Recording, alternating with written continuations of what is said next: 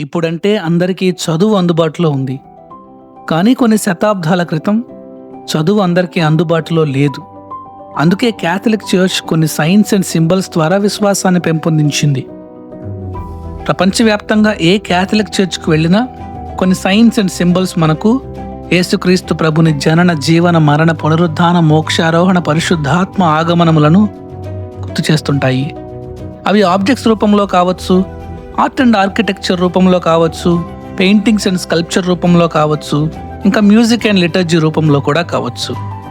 ఆ సింబల్స్ను మనం కేవలం సాధారణ సింబల్స్గా కాకుండా క్రైస్తవ విశ్వాస గుర్తులుగా భావించాలి. ఎందుకంటే ఎన్నో దేశాల, ప్రదేశాల, దశాబ్దాల, శతాబ్దాల చరిత్ర ఆ సింబల్స్లో దాగి ఉంది. కాబట్టి ఆ సింబల్స్లో ఉన్న థియాలజీని, రిలీజియస్ అండ్ కల్చరల్ హెరిటేజ్ని, వాటిలోని నిగూఢమైన అర్థాన్ని మనం తెలుసుకొని అప్రిషియేట్ చేయగలగాలి, అంతకుమించి సెలబ్రేట్ చేసుకోగలగాలి. అలా క్యాథలిక్ చర్చ్లో ఉన్న సింబల్స్లో పెలికాన్ బర్డ్ అనేటటువంటి సింబల్ చాలా ఇంట్రెస్టింగ్ సింబల్. ఎందుకంటే ఈ పెలికాన్ అనబడేటటువంటి పక్షి తన పిల్లలకు ఆహారం దొరకని సమయంలో తన శరీరాన్ని, రక్తాన్ని ఆహారంగా మార్చి వాటి ఆకలి తీరుస్తుంది.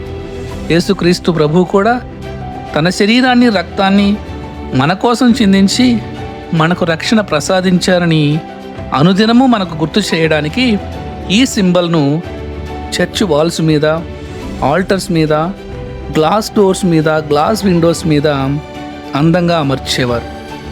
ఇంట్రెస్టింగ్లీ ఇక్కడ నేను పనిచేసే చర్చిలో కూడా ఒక గ్లాస్ విండో మీద ఈ పెలికాన్ పక్షి యొక్క ఆర్ట్ అందంగా చెక్కబడి ఉంది.